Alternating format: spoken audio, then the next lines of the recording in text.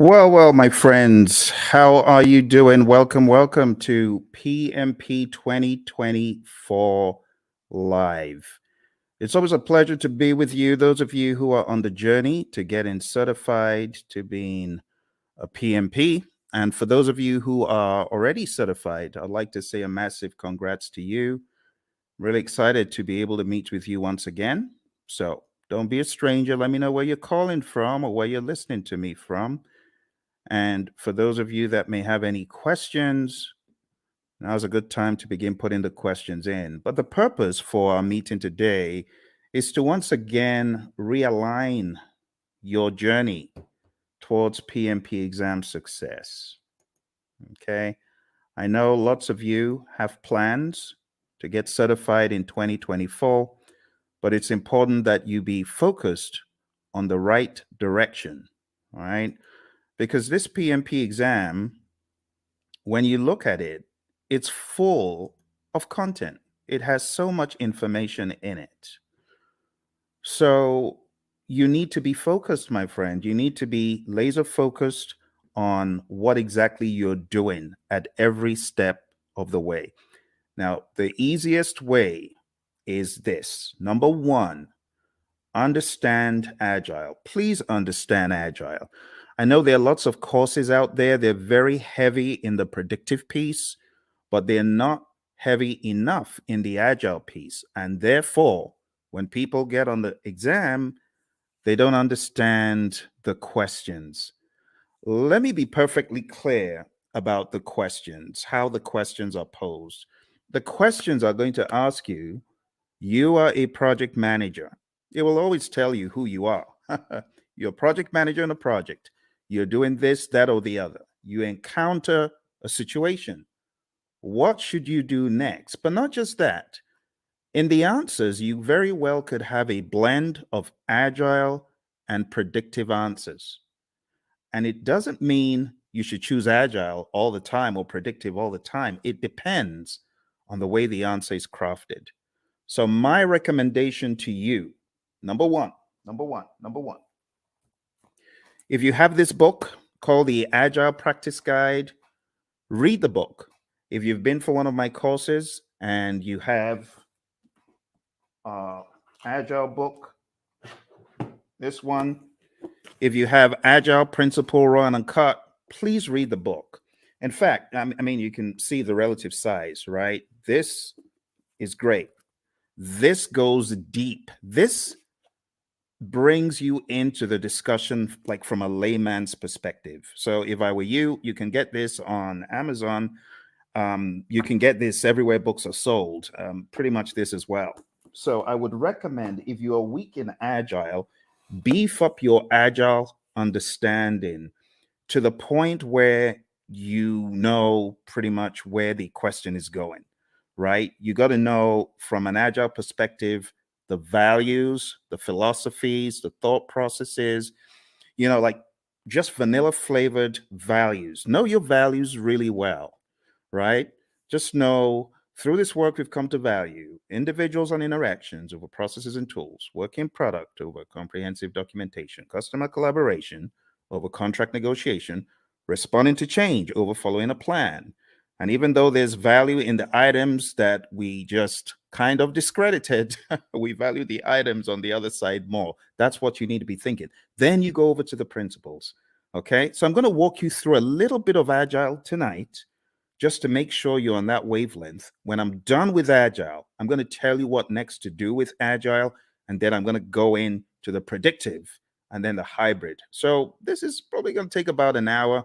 We might be fortunate to get done quicker, but I want us to jump straight into the discussion because there's a lot for me to show you in this world of PMP. And this first piece is a slice from my course that I call Agile for Practitioners. My buddy Roy and I put this together, and it has helped PMPs across the world ace their PMP exam. So I'm just going to give you a quick little slice of Agile for Practitioners tonight. Let's jump straight into a few little introductions. So that's me. That's your buddy Phil. And I got certified in 2005. And since I got certified, I've been helping people across the world come from an engineering background. I'm one of those who escaped, who ran away and went into a different world of project management, trained many organizations, as you can see on the screen, many government entities, and so on. But let's jump straight into why agile. Why agile? I like this quote from Leon Megginson. It says, "It is not the strongest of the species that survives, nor the most intelligent, but the one most adaptable to change." It's all about adaptability, my friend, isn't it? You might recall on page 14 of the Agile Practice Guide, the Stacy model. Stacy model is a great representation of different spectrums where you can be either in an agile setting or in a more simple predictive setting. The summary is you don't have to be agile in practice every single project. For example, you don't have to use Scrum on every single project. You don't have to use Kanban on every single project. Imagine a nuclear plant shutdown. You can't do that saying, we're going to do everything entirely agile. Heaven forbid. You got to be predictive in some instances. And that's why we have the simple zone where we are close to agreement in the requirements and close to certainty as far as the technicality. So we've already gotten that out of the way, right? There's that understanding. Now, taking it up a notch to help you with your philosophies, the idea is in the world of project management, which of these is most important every time? If I asked you to select three things, just three things that you feel are mega important every time, what would they be? Would you choose time? I'm curious. Why don't you chat into me and say, "Hey Phil, this is what I think. This is what I think is most important on projects all the time." You want to try that? Go for it. Go for it. Go for it. Tell me, what do you think is hyper important? Three things, if you're going to choose three out of these. Any ideas? Is it schedule? Is it budget? Is it scope? Is it customer needs? Is it quality requirements? Or is it team satisfaction? Which three? Chat into me. I'm waiting for you, my friends. I'm waiting. I'm waiting. Come on, you're project managers, right? So you already know the answer to this, hopefully. Which would you choose? Which would you choose?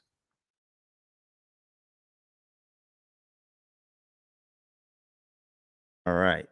Which would you choose? Everyone's trying to be all cute here. All right. Well, what I would choose is probably not the first one because delivering on schedule, if I don't deliver quality, is going to be frowned on. Don't you agree?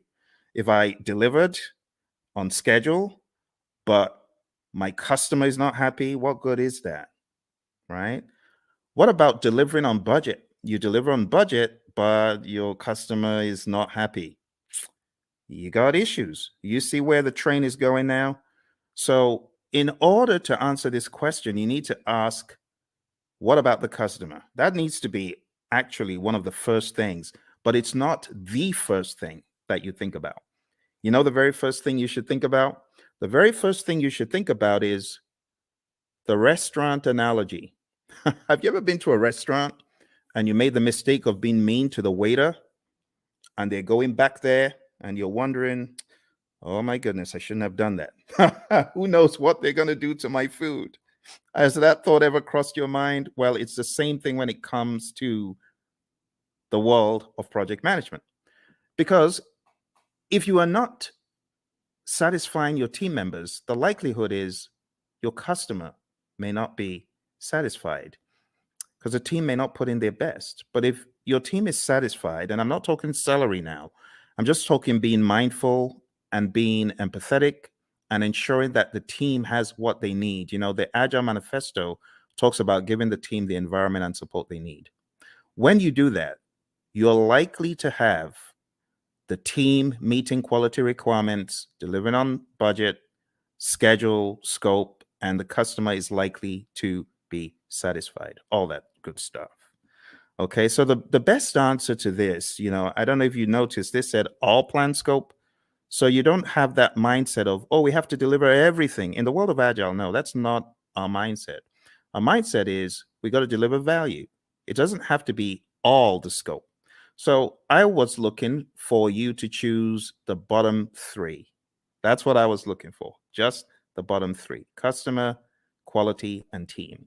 Now, moving on to the next part where we're going to go pretty quick. This is what I was talking about, right? The Agile Manifesto values, which I've already covered, and then the Agile Manifesto principles. I'll just summarize them. Number one, customer obsession. Number two, welcome changes, even late, for the customer's benefit. Number three, deliver working product frequently. We want this to be shorter than 2 months because things change rapidly. You want feedback, you want to put it back into production, you want customer engagement. If it's far beyond 2 weeks, your customer may be disengaged. Number four, business people and developers working together daily. Number five, building projects around motivated individuals. I mean, that's common sense. No one wants to build a project around a demotivated team, right?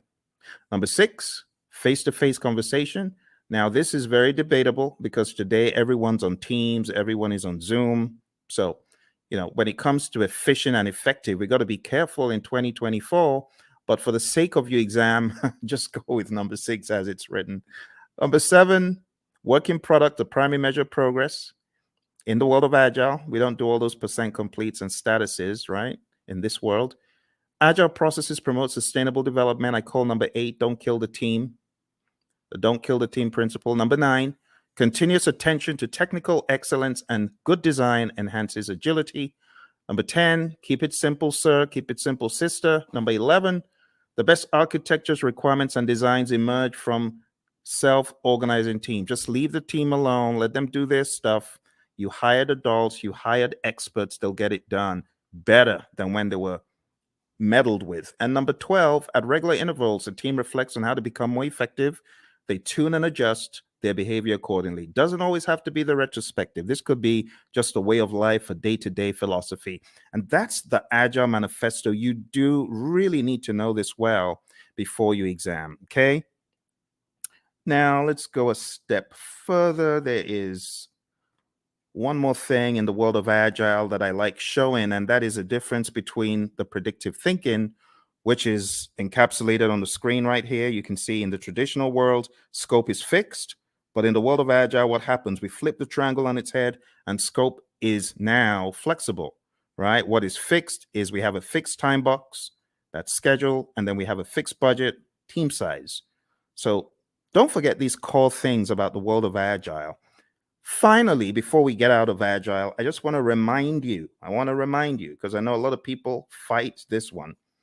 The most popular Agile framework is Scrum, okay? If you haven't read the Scrum Guide, you should.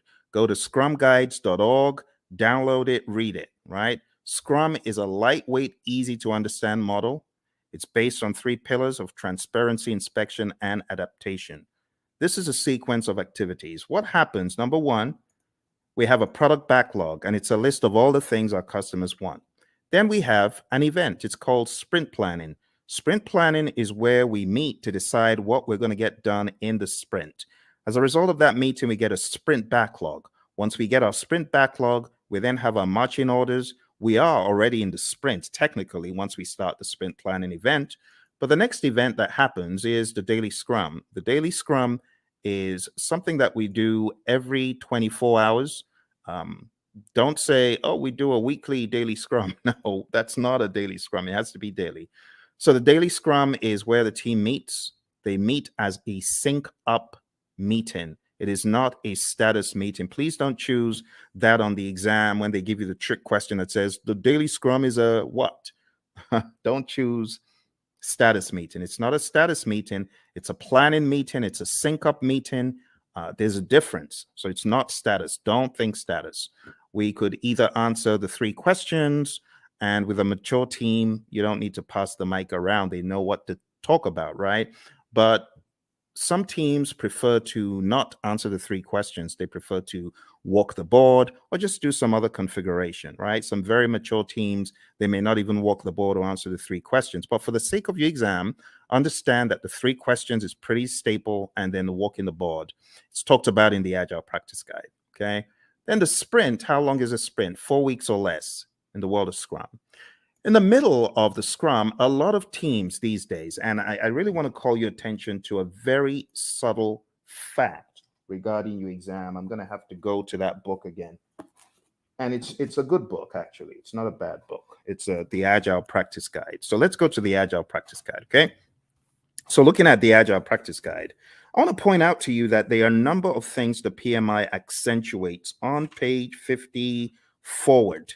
Okay, so you do need to read PMI's account, because in the Scrum Guide, you don't have any talk about the event called backlog refinement. In fact, in the Scrum Guide, it's looked at as everyday life for the product owner.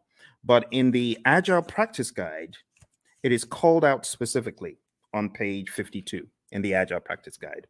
And it just reads, in iteration-based Agile, the product owner often works with a team to prepare some stories for the upcoming iteration during one or more sessions in the middle of the iteration, okay?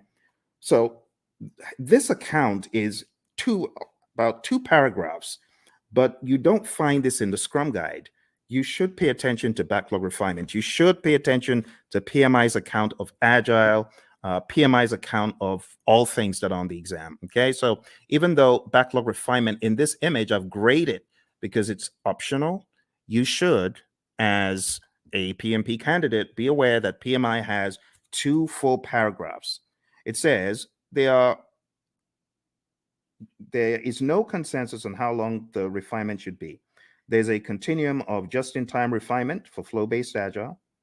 The team takes the next card off the to-do column and discusses it.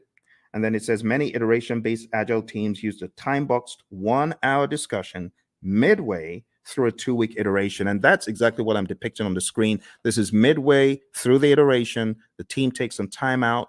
They do the backlog refinement. They go through the whole idea behind the INVEST acronym. Now, this is not a place for us to debate whether it is good or bad, because I have some of the Agile zealots who hate the INVEST acronym. Don't listen to them. What do I mean by the INVEST acronym? Independent, negotiable, valuable or vertical, estimable, small enough to fit within a sprint, and testable. You want to make sure that your backlog items are indeed ready, okay? Like I said, various schools of thought are against the INVEST acronym, but when we talk about the refinement, when we talk about the definition of ready, it is important you understand and have some sort of guardrail framework to help you. So this helps achieve definition of ready, okay? If the story fails to meet one of these criteria, the team may want to reword it or even consider a rewrite. So this is the INVEST acronym. When we say a story is ready, it means ready for us to work on. And in your backlog refinement sessions, you want to work on getting your stories to a definition of ready. Okay, it's just that simple. When you get certified, you can, join the debate about whether backlog refinement should be done with the INVEST acronym, whether definition of ready is good or bad. I'm not here for all that, right? But just know for your exam, it's in the Agile Practice Guide. All right, moving on. We have the sprint review event, and this is where the customer, could be the end user involved as well, the stakeholders. This is where there is a review of what was created, the increment, right? And just be aware that the sprint review event is not a gate before you can release value, right? You can release value all through the sprint. It doesn't have to be one time. And in fact, you could get to the end of a sprint and you may not have a featured enough item, so you may not actually release. That's why we call it a potentially shippable increment. Lastly, we have the sprint retrospective event. And in the sprint retrospective, you already know this, I'm sure. This is where the team reflects, they look at what they could have done differently, what went well, what didn't go so well. It could also be a great team bonding exercise, and it's generally closed off to the Scrum team. And when I say Scrum team, I'm talking about the product owner, the Scrum master, and the developers, okay? So feel free to put any questions in there if you've got any questions for me, because I know for some of you, we have already gone through an extensive 35-hour course. You already know a lot of this stuff, but you might have forgotten some of it. For your exam, you got to understand the roles really well. The product owner role, I highly advise you to dig into PMI's Agile Practice Guide and understand their perspective of what this role does. I also advise you to look into the Scrum Guide to get a better idea of the product owner's role. I call the product owner the Chief Value Officer. Also understand what the Scrum Master does. The Scrum Master is a coach, not just a coach for the immediate team, but also a coach for the entire organization. This is someone who should be a champion in my mind for Agile and someone who should be making change on a grander scale. When you get into the nitty-gritty of your exam, you do need to know the 5 events. So the sprint, understand that in the world of Scrum, it's 4 weeks or less. Understand what sprint planning is all about. As I said, one of the things you should do before coming into sprint planning is you should have done some backlog refinement. So all your time isn't going on breaking down those huge monster epics or just realizing what exactly the customer was asking for all along. This is where the product owner needs to wear the hat of Chief Value Officer, understand what should have come next. And when you get into sprint planning, it's generally going to go a lot smoother. The daily scrum, as far as this is concerned, the 15 minutes is pretty standard. It's non-negotiable for your exam. Just know that 15 minutes is a time box. When it comes to backlog refinement, like I said, we want our stories or our requests to be sprint ready. Again, in industry, there's the debate of, well, stories aren't needed in Scrum. They're not in the Scrum Guide. Yes, but for your exam, understand what stories are. I have to say these things because the landscape of Agile is changing very rapidly. When it comes to the sprint review, it's showcasing working product to the stakeholders. It's important that we don't relegate it to just a mere demo, but we see this as a working meeting. We can use this meeting to discuss metrics, what was not done and why. Delivery team demos the working product. The customers may even test it out. Physical products. We have a client of ours who had this physical autonomous vehicle, and customers could get to actually test out such things in a demo. All right. And then the retrospective, like I said, it should be a safe space. You want to understand what worked well, what didn't work well, and you could have some items that you take back to put into the product backlog for the next sprint so that you can improve on those items. But this is not mandatory. It used to be, but it's not mandatory anymore. Okay, a few quick memory joggers. A list of some of the long list of requirements, only those to be done in a sprint. Okay, I'm going to move very quickly. So these are just joggers for your memory, right? Since it says some, it is not talking about the all-encompassing product backlog. This is just talking about the sprint backlog. What about this one? The product backlog is prioritized and owned by whom? Okay, I've already given you the answer to this earlier on. So this is talking about the Chief Value Officer, aka product owner. All right, how about this one? The first event of a sprint is what? Okay, if you were listening in the beginning, you would have gotten that it's the sprint planning event. All right, let's go to the next one. The average length of a sprint used in most firms. If you use the world of Agile philosophies in your firm, you probably know the answer to this one. All right, so the best answer to this, my friends, is not the 1 month. I said 4 weeks or less, but in industry, the sweet spot is 2 weeks. All right, let's move on to the next one. The end result of the sprint is known as what? What do you call the end result of the sprint? All right, so I've abbreviated it because I really want you to think. I really want you to be on your toes thinking about, okay, what are we talking about here?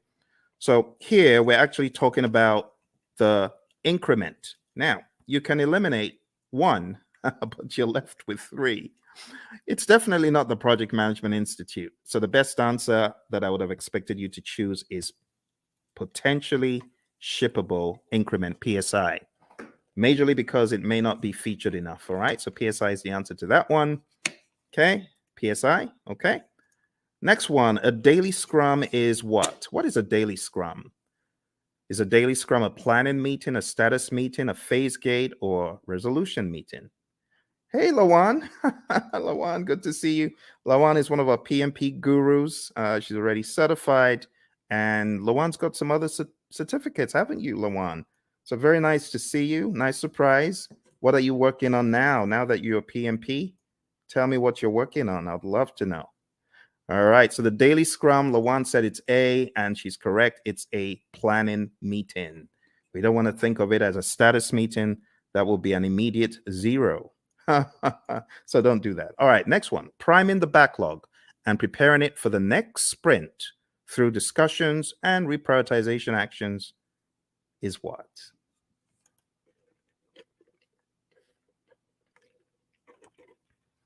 Awesome. Lawan is on it. She is on it. She hasn't forgotten it. Not missed a beat. Thank you, Lawan. The best answer to that is indeed what you chose. The answer is backlog refinement.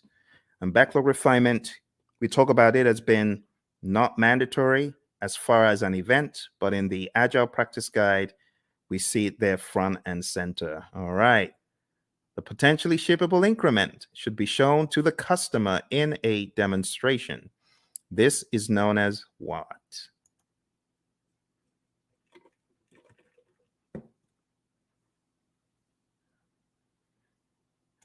All right. So even though we call it a demonstration, it's not just that, but the best thing that we were looking for here is option C, sprint review.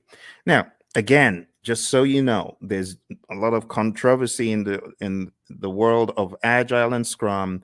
When you call the sprint planning or sprint review or sprint retrospective a ceremony, you may get a wrist slap from some of the zealots. I don't care. Whatever. It is what it is. A lot of people call it ceremonies. A lot of people call them, other things. And, that's, it is what it is. Okay, Lawan. Lawan says she's working on her PSM. Awesome, Lawan. I know that you've already taken a lot of Ken Schwaber's PSM pre-test, so just keep doing that. And honestly, his site is probably the best place to be to just keep taking them over and over again, reading the Scrum Guide over and over again, and listen to our audio because we've got audio out there on our channel, as you know.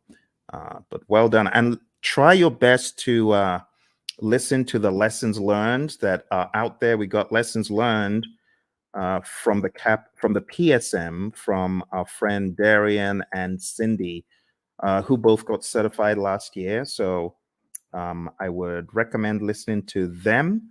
I am going to put a link in the chat right now so that you can go listen to that episode.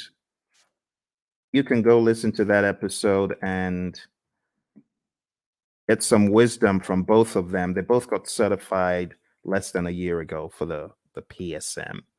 All right, well, let's move on to the next one. The Scrum team should spend time in self-reflection and checking itself for optimization and improvements. This is known as what?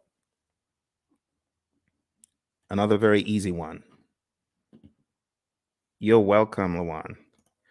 All right, another very easy one, very easy. Obviously, you know what we're talking about here. We're talking about the retrospective. Brilliant. All right, another thing that you should be aware of is just the terminology when we go through the product backlog. We have different terminologies. We have the product itself. We have the epics, features, stories, and tasks. And I just use a silly little mnemonic. I just say Phil eats fries sometimes on Tuesdays. It's my mnemonic.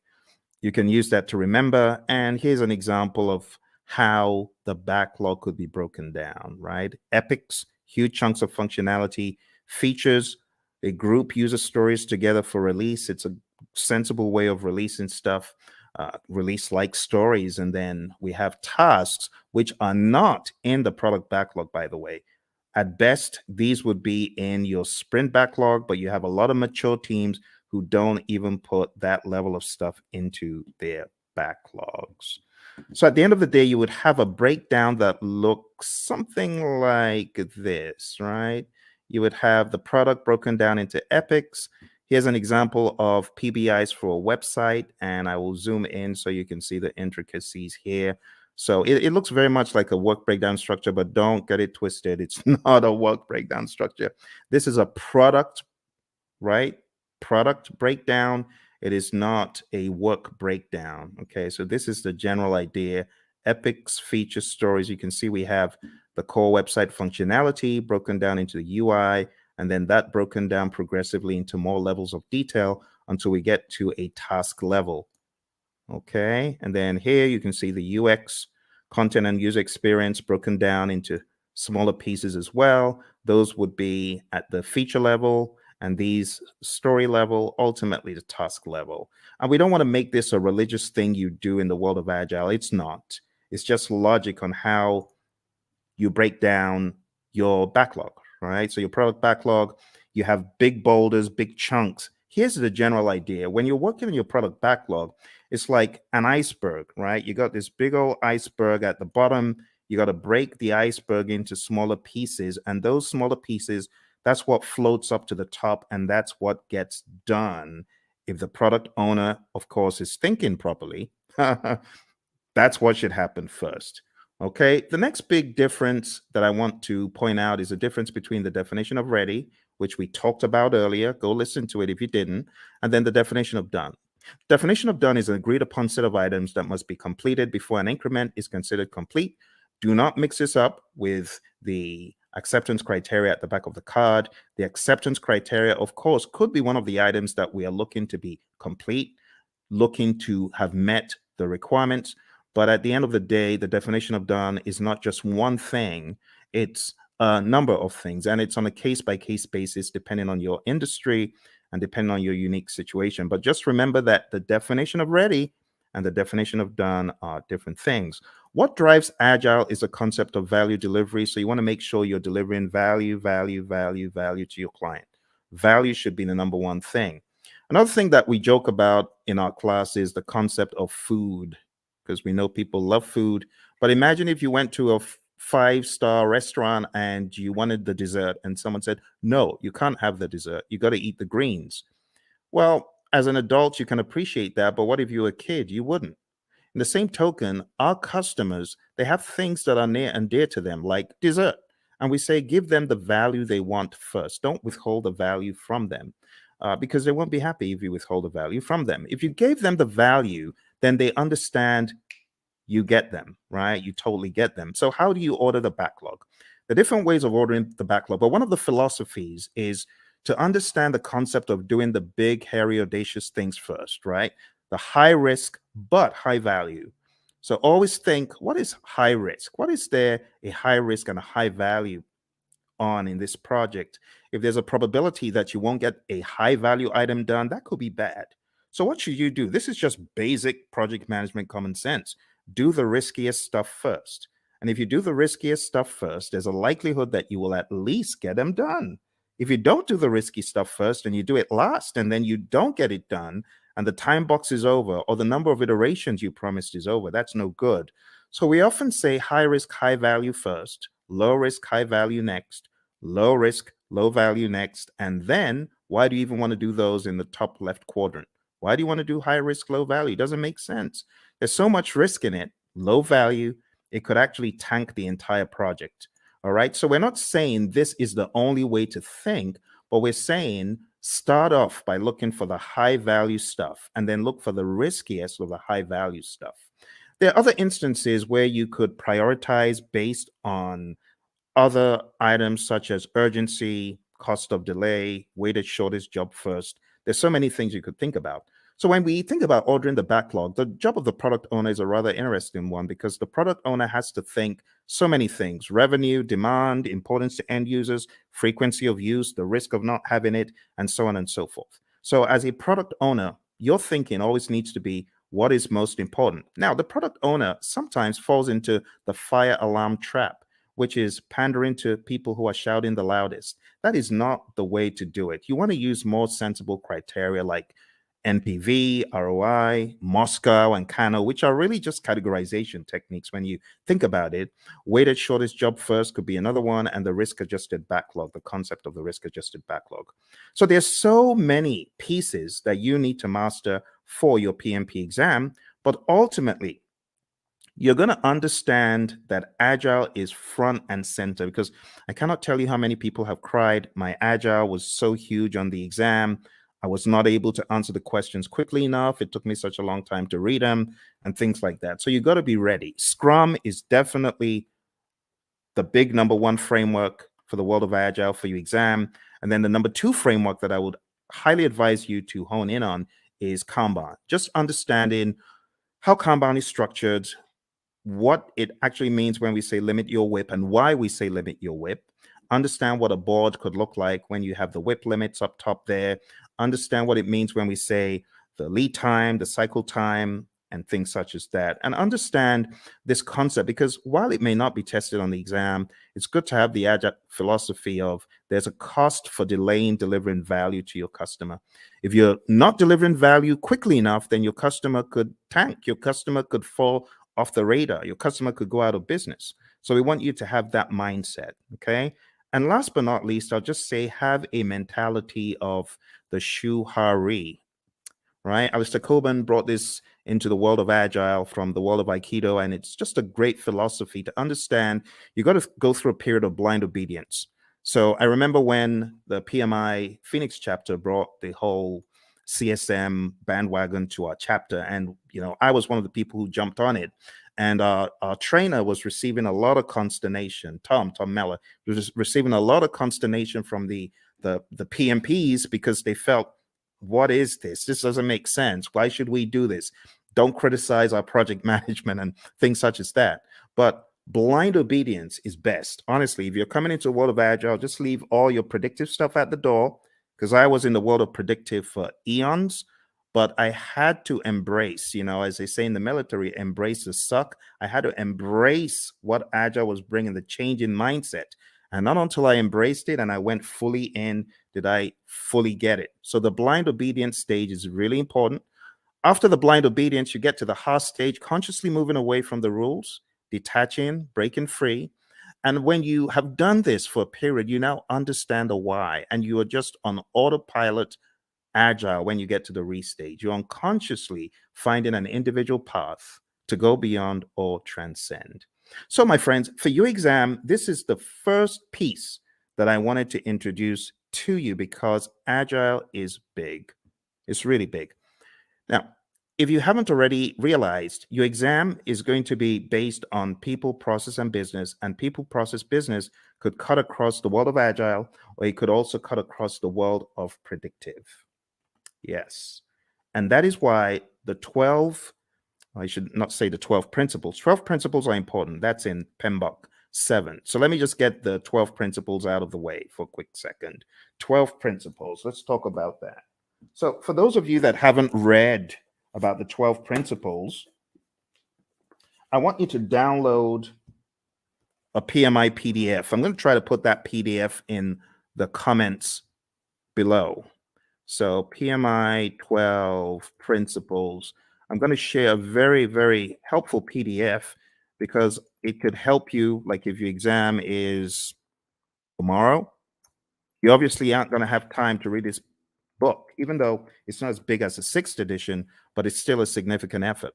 But maybe, just maybe you could go through the 12 principles in this PDF. So let me show you what is in this PDF. And this will be a very quick run through, because the philosophies are quite important. Okay, so let me share this with you. The philosophies in the 12 principles. Let's go very quick. So you can see the 12 principles over here, right? You can see stewardship, team, stakeholders, value, and so on. Let's start from stewardship. Going all the way back to stewardship. So this just says you got to be a diligent, respectful, and caring steward.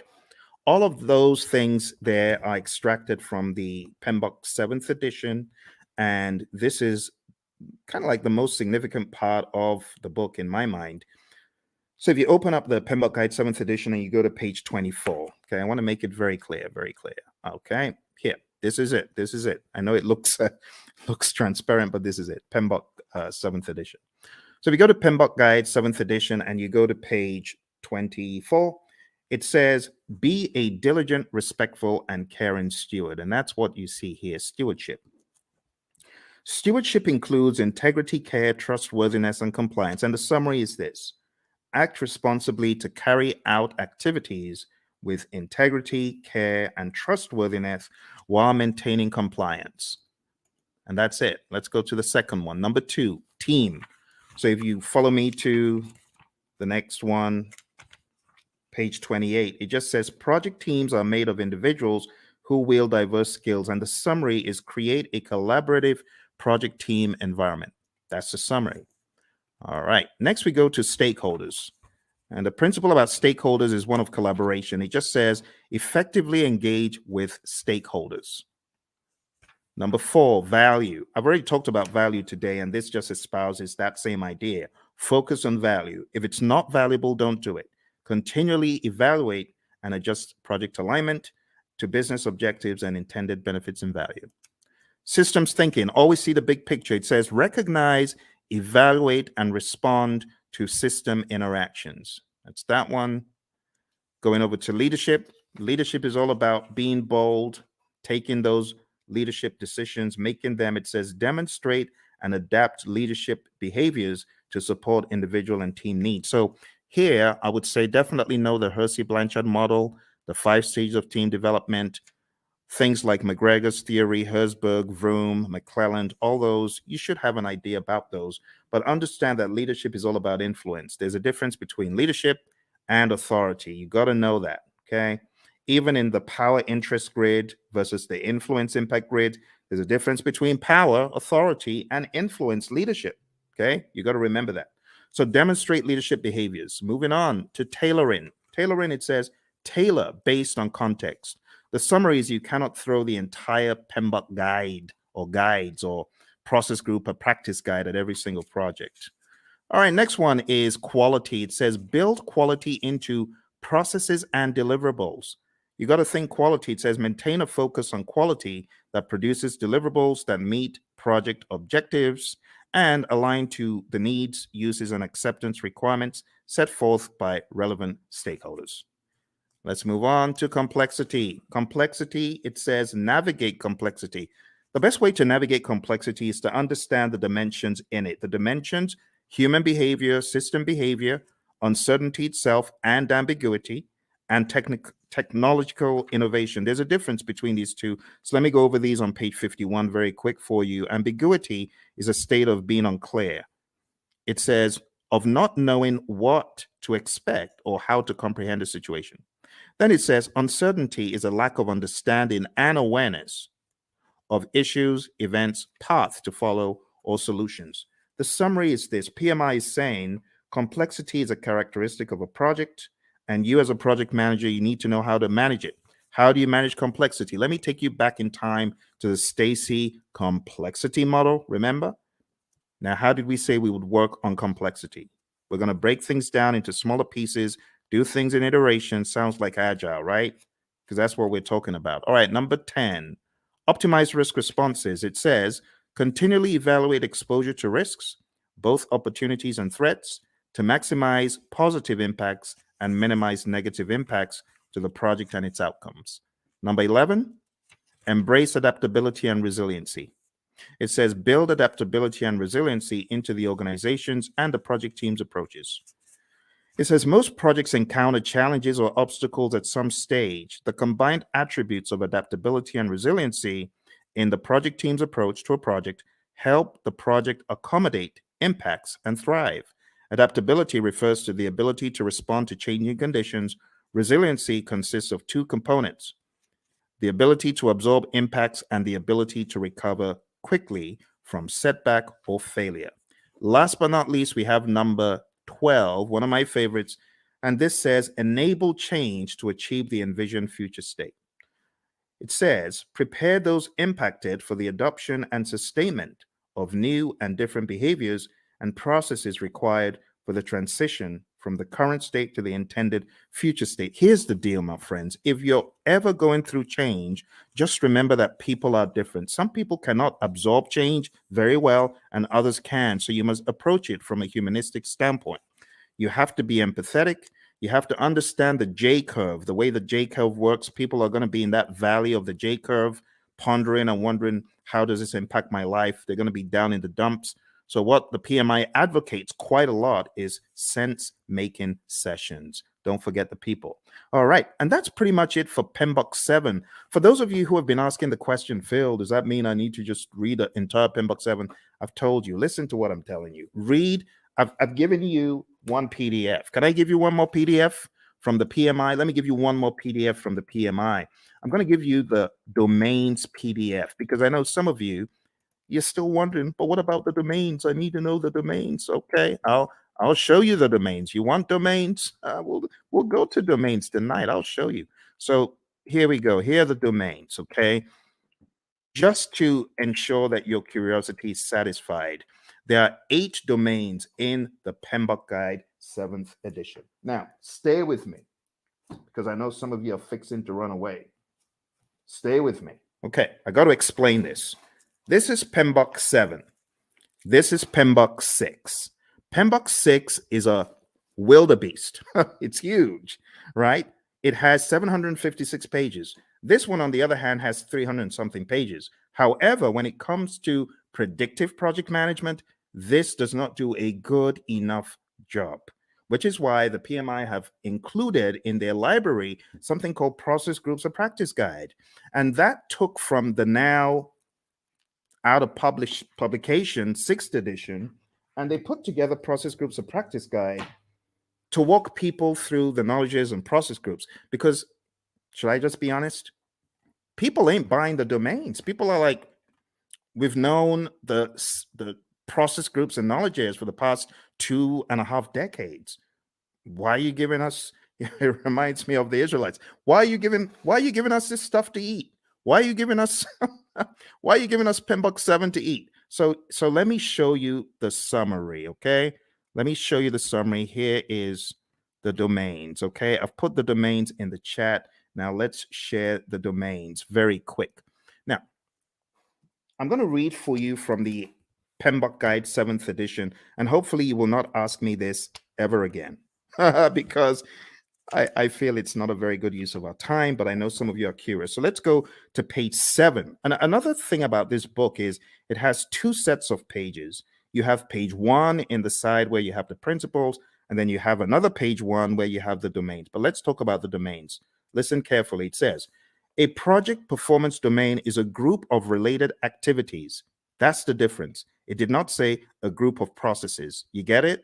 A group of related activities that are critical for the effective delivery of project outcomes. Project performance domains are interactive, interrelated, and interdependent areas of focus that work in unison to achieve desired project outcomes. There are 8 project performance domains. Number 1, stakeholders. Number 2, team. Number 3, development approach and lifecycle. Number 4, planning. Number 5, project work. Number 6, delivery. Number 7, measurement. And number 8, uncertainty. Let's go through them hyper quick. Stakeholders is all about your care for your stakeholders, understanding that you need to effectively interact with them. In other words, you need to manage the engagement. The team domain is all about caring for the team, team health, and team optimization. Development approach and life cycle is all about selecting the right development approach. Is it going to be agile? Is it going to be predictive? Is it going to be incremental? Is it going to be agile? And then going down into the smaller silos, is it going to be Scrum? Is it going to be Kanban? Is it going to be TDD? Is it going to be ATDD that we use here, right? And so on and so forth. Planning is all about planning the project. It's that simple. Project work, as it says here, addresses activities and functions associated with establishing project processes, managing physical resources, and fostering a learning environment. Watch this. Project work is associated with establishing the processes and performing the work. Boom, performing the work. That's the direct and manage project work process and everything connected to it. So just think executing. The next one is delivery. This just makes sense. You create a product, service, result, feature, function. It needs to be delivered. And that's what you're doing in the delivery performance domain. It addresses activities and functions associated with delivering the scope and quality. You see those two? Scope management, quality management. I told you were not missing anything. That's what these domains are all about. The next one is measurement. Now, this one, I must say, is a worthwhile inclusion in the dialogue, because a lot of times you have individuals who are measuring stuff and their measurements are probably not sensible. For example, a company my buddy Roy worked with, the company said to the testers, we're going to reward you if you find bugs. The more bugs you find, the more rewards you get. So these people aren't stupid. Of course, they had friends who were developers. So the developers started cranking out some soft bugs, not really malicious bad bugs, just soft bugs that will get their buddies a reward. What a ridiculous metric to measure. So don't measure the wrong thing. That's what this is telling us. Measure sensibly, and also be aware of the vanity metrics phenom. Don't fall into the trap of vanity metrics. Actually, the PMI has a very good breakdown of why you should be very particular about metrics. It says on page 96, we have leading indicators and lagging indicators. So be aware of what you're measuring. Is it a leading indicator predicting changes or trends, right? Leading. In other words, the metric is smart. The metric tells you what is about to happen before it does. Or we have lagging indicators. Now, lagging indicators, I'm not saying they're dumb, but they measure deliverables or events after the fact. Okay, so leading indicators, that's your magic right there. Lagging indicators, not bad. They're still helpful, but it's after the fact. And it says what to measure. You got all sorts of things on page 98, which is a good breakdown of what to measure. We go into the concept of baselines, business value, net promoter score, mood chart. I would highly advise at least understand some of the basic metrics in project management just in case they come up on your exam. So benefit cost ratio or cost benefit ratio, NPV, net promoter score, which is a measure of how happy your stakeholder is or willing to recommend your products or services to others, mood chart, and what else? That's pretty much it. There's some very good stuff here. So if there's one of the domains that I am excited about, I think it's this one. This is definitely value to the project management narrative. On page 112, we have my favorite, the vanity metric, a measure that shows data but does not provide useful information for making decisions. Has someone ever told you to gather data and measure stuff that is just worthless? You know, for example, measuring page views of a website is not as useful as measuring the number of new viewers, because you could have had one viewer go in there 1,000 times, if you get what I mean. So just that whole idea is what we talk about in the measurement domain. Last but not least, we have the uncertainty domain. And it just says projects exist in environments with varying degrees of uncertainty. In that vein, the project manager needs to have a plan, a mousetrap for how to measure the usual suspects. There are 5 of them: uncertainty, a lack of understanding and awareness of issues; ambiguity, a state of being unclear; complexity, a characteristic of a program or project or its environment that is difficult to manage due to human behavior, system behavior, and ambiguity; volatility; and then risk. And honestly, that's it. That's it for your 8 domains. We don't really have to go any further. It would be a waste of time. Now, if you have any questions, I would love to answer your questions. We're going to be hitting about an hour very soon.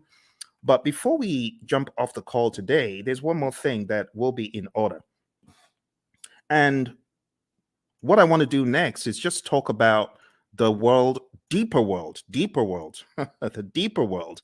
deeper world of project management by going into, it's the grid. The grid, everyone's like, oh my goodness, not that again.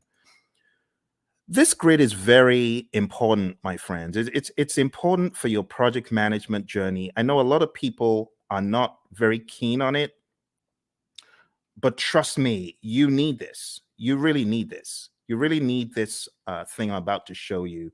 And it's the 5 process groups and the 10 knowledge areas. We have to go through it tonight. I couldn't let you escape without it. So I would like for you to get a pen and a paper. It's going to be a worthwhile experience. It's going to be good. Let's work on this together. And as I go through it, I want you to ask any questions. Okay, if you have any questions, now would be a great time to ask them. So, in the world of project management, according to the PMI, way back in time, there are 5 process groups of project management, and they're just 5 buckets. I just call them buckets of things that need to be done in order for us to get project work done. And when I say project work, I'm talking more about the work that the project manager and the team are going to do to manage the project. You see, there's a difference between doing the work versus managing the project. You hear the PMI talk about a product life cycle. That's all about doing the work.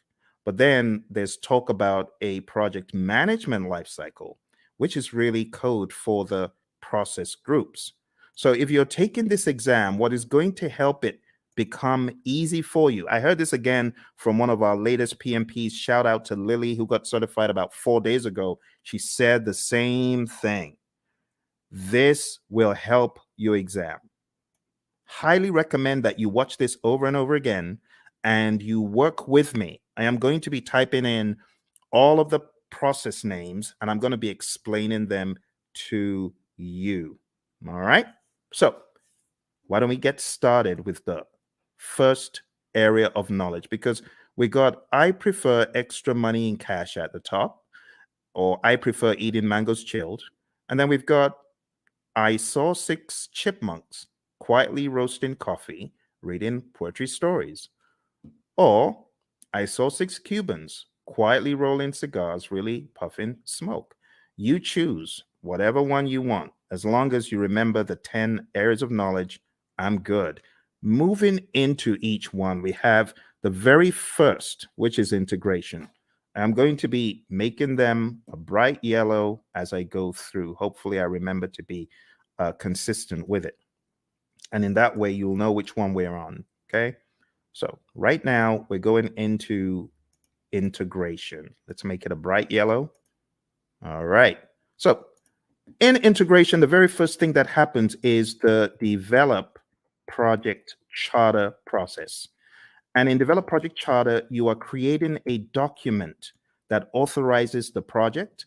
You, the project manager, could be working on this, but you don't necessarily have to, because if you've got a sponsor who is capable, they could create this by themselves. They don't need you to do it.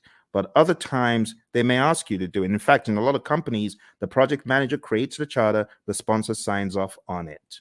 So you have to understand that dynamic. All right.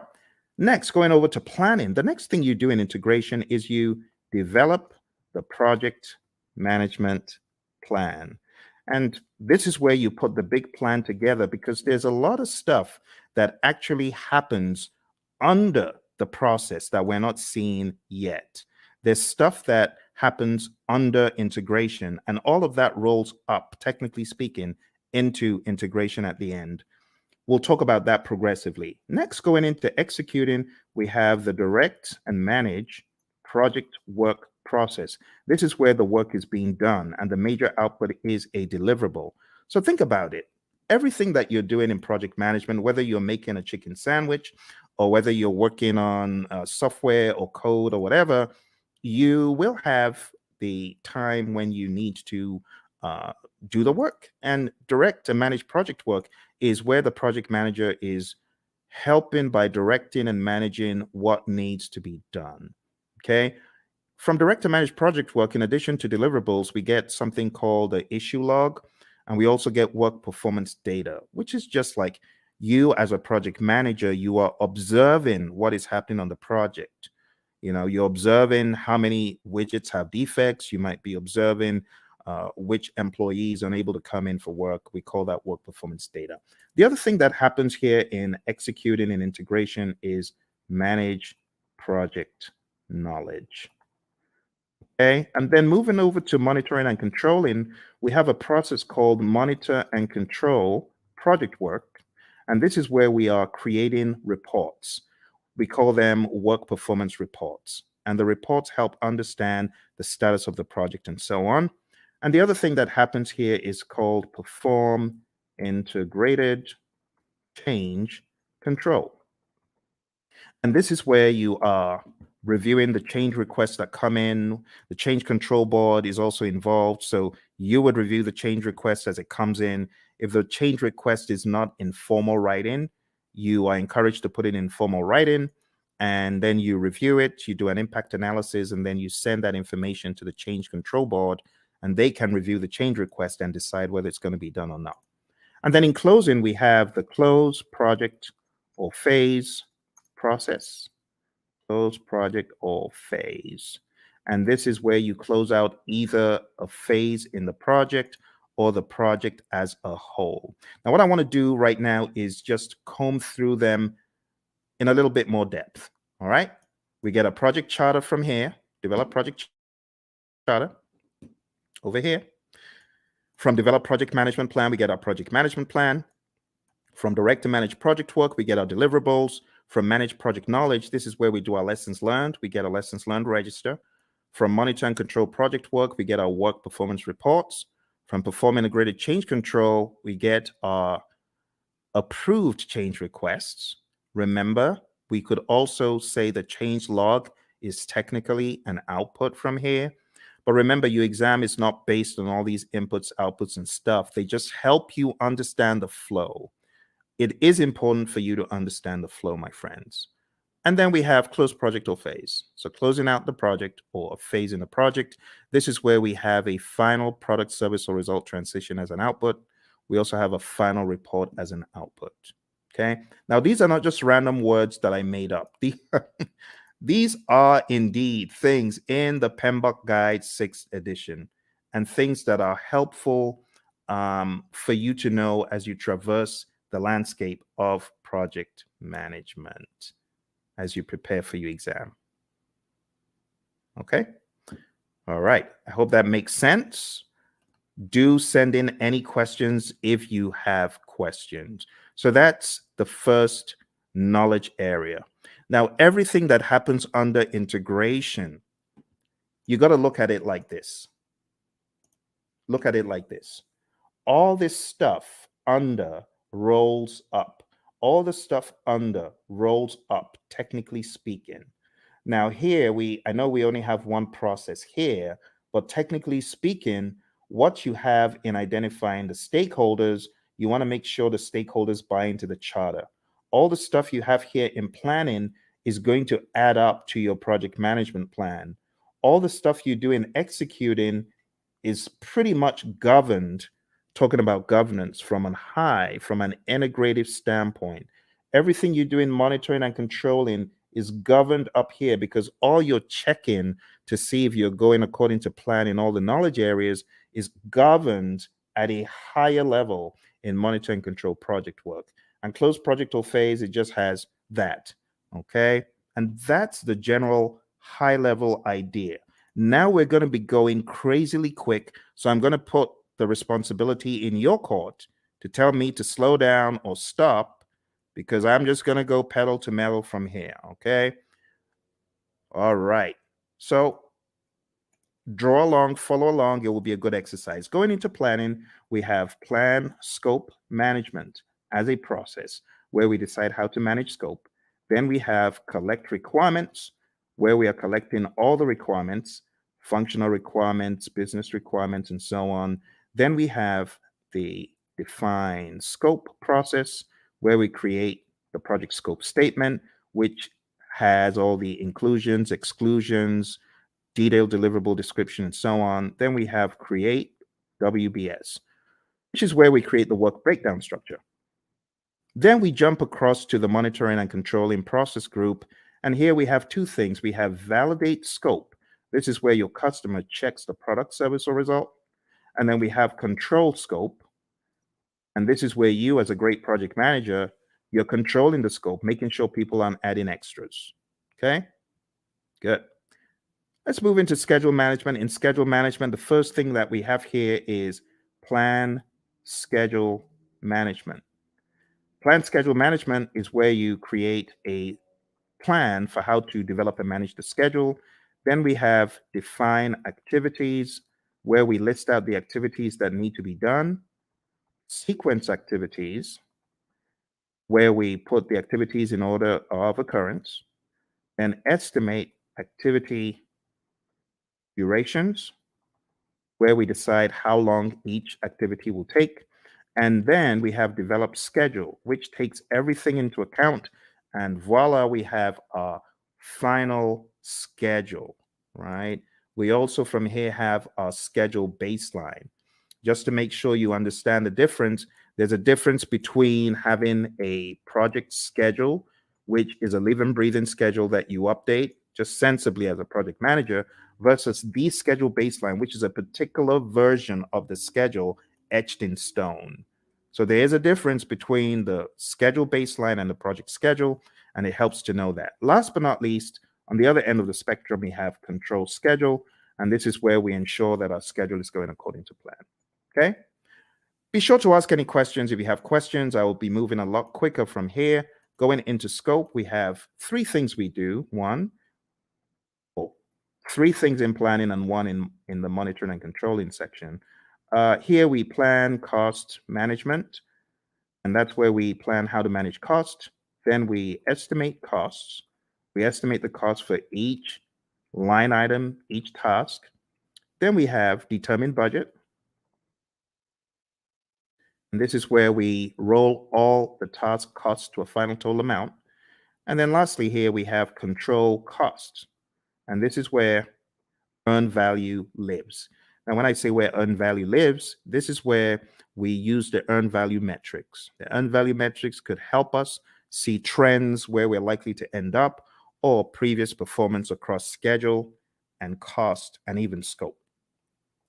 Just remember for your exam, you need to remember SPI, CPI, CV, and SV. You need to remember that they all start with EV. They all start with earned value, right? That's an easy way of remembering. If it's a variance, what do? You subtract. If it's an index, what do? You divide. So that's another quick tip. And then if it's schedule, then if it's schedule performance index, plan value is the other thing. If it's schedule variance, plan value is the other variable. If it's cost related, actual cost is the other variable for cost performance index and cost variance. Okay, so let's zoom into that for the sake of those who may have forgotten.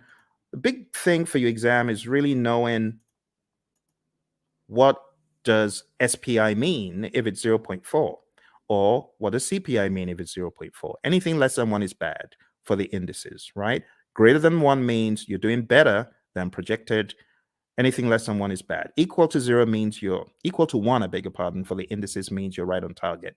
For the variances, if it's 0, it means you're on target. So if you have a 0 variance, that's good. If you have a negative variance, that's bad. If it's greater than 0, like if you have even a $5 cost variance or schedule variance, that means you are actually better than planned. Okay, so those could help you in your recall for the exam. I'm going to put them over here. I'm going to make them a little bit smaller because they're not really a process. It's just something to remember. All right, let's go over to quality. So in quality, we have plan, quality management. And we have manage quality, where we are actually carrying out our quality audits, manage quality. And last but not least, we have control quality.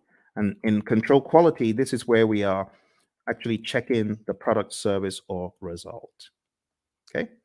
For those of you just coming, we're doing an end-to-end coverage. It's a very rapid means for you to catch up on the PMP. Once this live stream is over, it is likely you will not see the video because the video will be pulled down. You won't see this video once it's over. So if you know you're not able to stay, unfortunately, you will not see this video afterwards. All right, let's come out. Let's go back in. All right, there we have it. So we've got plan quality management, manage quality, and control quality. Moving on to the next thing we're talking about, we're going to talk about resources.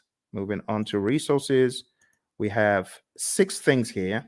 We have plan resource management. We have estimate, activity, resources. And those two happen in planning. In executing, as far as resources concerned, we have acquire resources, we have develop team, and then we have manage team. And what are the differences? In develop team, this is where our team goes for team building. They get trained, they get educated in project affairs if they need to, or technical things. And then in managed team, this is where we give the team feedback. And last but not least, here we have control resources. All right. If there are any questions whatsoever about what you get out of the processes, please ask. I know I'm going pretty quick because I have so many videos about this stuff on the channel that I'm expecting that you might have maybe even already gone through some of those. Okay, let's go on to the next one. Next one is communications. And in the communications knowledge area, you're going to do three things. You're going to plan communications management. You are going to manage communications. In other words, you're going to communicate. This is where you're going to distribute information to people. This is where you could have reporting done in meetings. And last but not least, we have monitor communications. Okay. Again, I want to encourage you, if you haven't mastered this, this is important for your PMP exam. I know some people feel, oh, this is old stuff. Trust me when I tell you, I cannot count how many people I've heard from that this helped them put the big map together. So I really want to stress, if you haven't mastered this, please spend some time in doing so. Okay. All right. Let's make these a little bit smaller because we got a really big one coming up. We got risk. Risk is a significant beast. It's very, very big. So let's go on to risk. And risk starts off as usual with plan risk management. This is where we create a plan for how to manage risk. Then we identify the risks. Then we perform a qualitative risk analysis. Think about it like a high, medium, low, or on a scale, numbers that generally don't equate to the same thing from project to project, but they help us in the prioritization of the risks, as far as which risks are we going to go after, which ones are we going to leave alone, so on and so forth. All right, moving on. We have perform quantitative risk analysis. And this is where we analyze the risks from a numeric standpoint that is also dollar related, or something quantitative like weeks. You could analyze from a schedule perspective, how many weeks, how many days, and that's an absolute. That is not qualitative. Or how much money is going to be the result of this risk as far as contingencies are concerned. This is where you're getting really into some hardcore amounts. The next thing that happens is called plan risk responses. And then we jump across to executing, and then we implement those responses.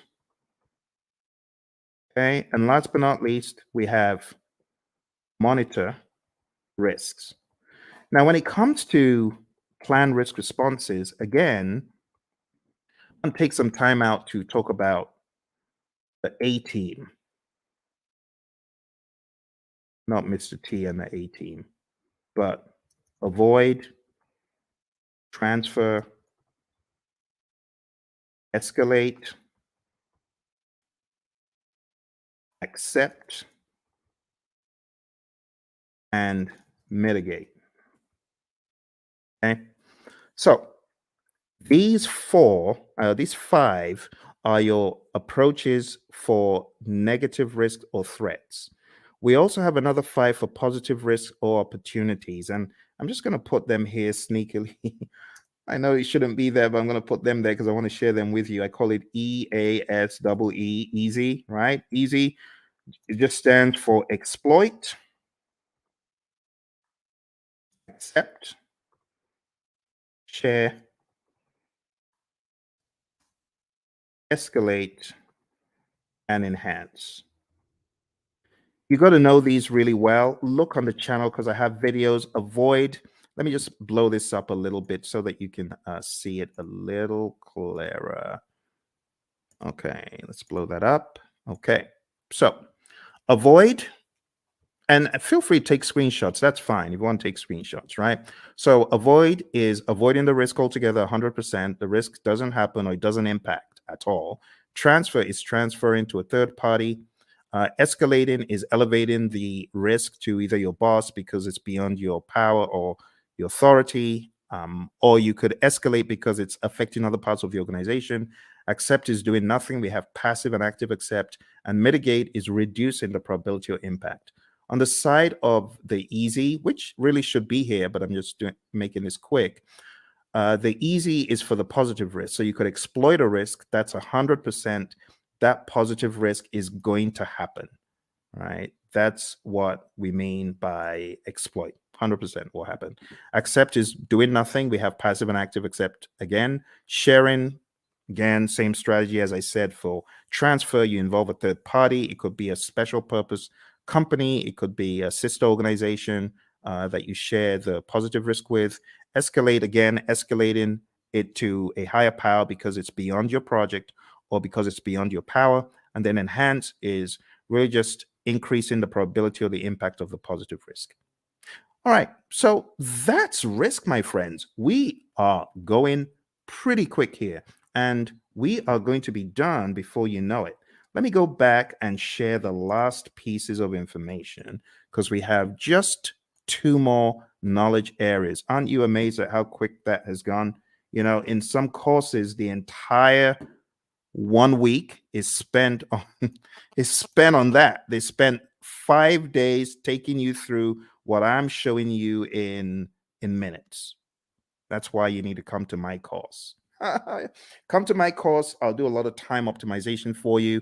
You want to join my course, go to hpmexam.com or go to tinyurl.com/elite PMP or tinyurl.com/elite CAPM. I'm going to put those links in the chat because I know some of you are like, how do I join your program, Phil? Well, you just need to go to Elite PMP. You can start studying with me tonight, like right away. You can start studying with me right now because if you sign up there, you'll be able to join immediately. It's on Udemy and costs 24 hours a day. You just decide when you want to join. And if you're getting ready for the CAPM exam and you're wondering how to get certified, you can join me on the Elite CAPM program as well. I'm going to put that in the link. Do that. Put that in the chat. So go to Elite CAPM if you're keen on studying with me for the CAPM exam. And then if you want to be on my full-blown training for project managers, not only to get them PMP certified, but also to elevate them to the next level after PMP. In other words, showing you how to succeed.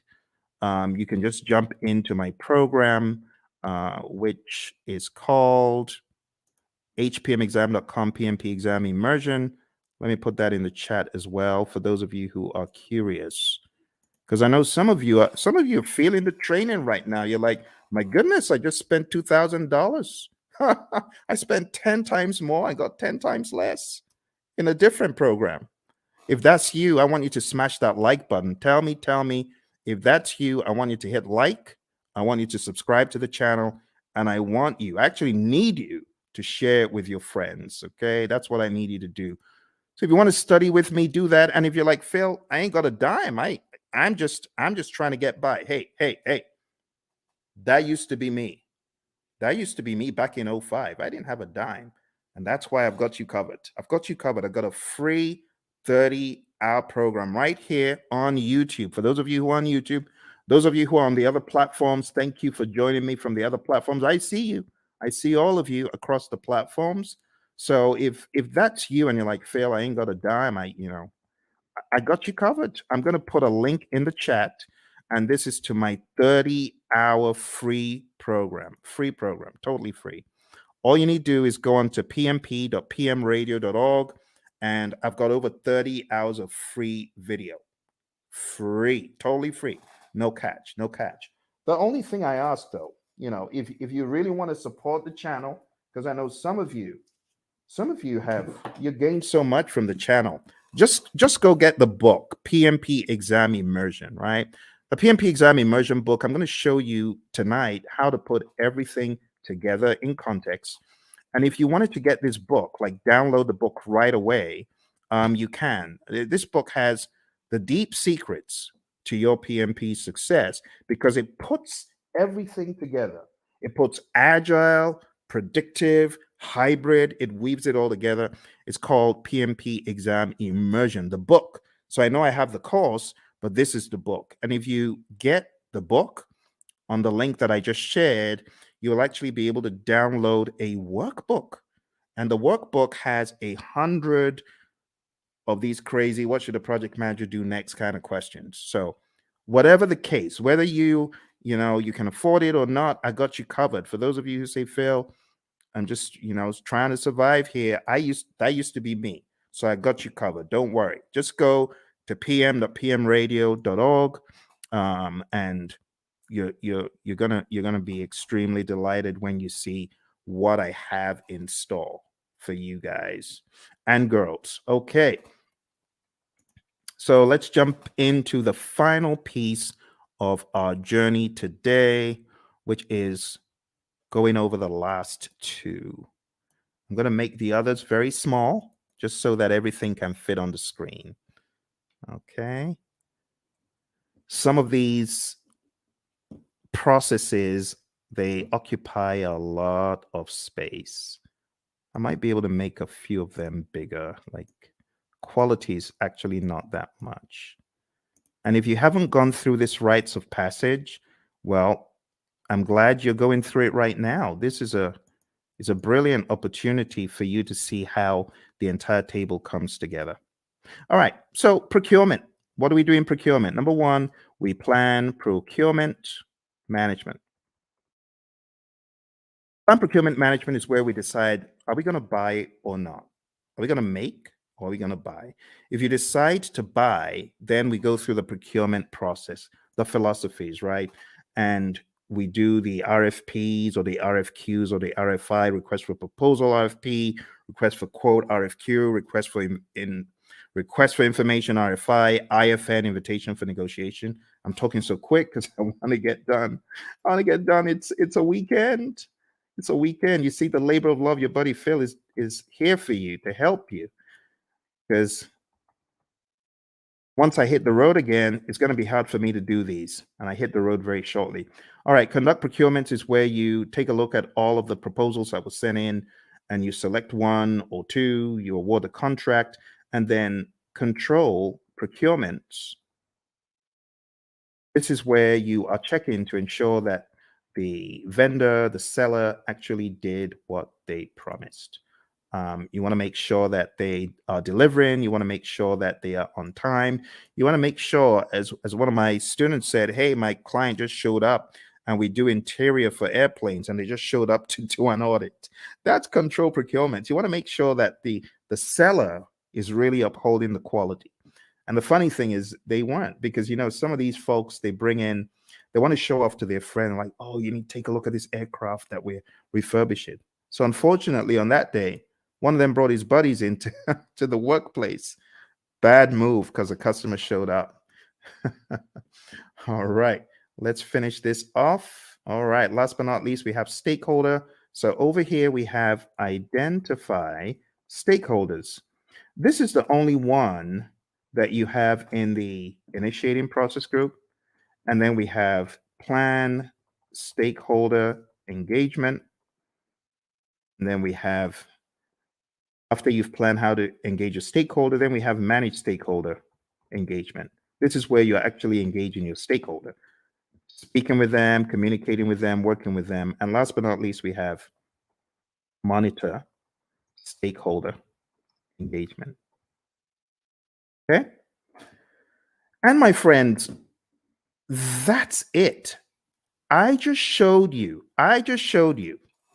Please give me a round of applause. Give me a round of applause, please, please, please. I think I deserve it because I've done what a lot of instructors won't do. I took you through the entire Agile curriculum. I've taken you through PMBOK 7, principles, domains, and boom, now I took you through PMBOK 6. PMBOK 6. Do you know how much time that would have taken to go through these books alone? Do you know what that would have taken? We went through this, we went through this, and we went through this. All in 1.5 hours. Please give me a round of applause. I need some likes. Like, please, please help me, help me. I know some people think, why is he asking for likes? I need your likes. I can't do this alone. I'm trying to help the world get PMP certified. You need to remember where I'm coming from.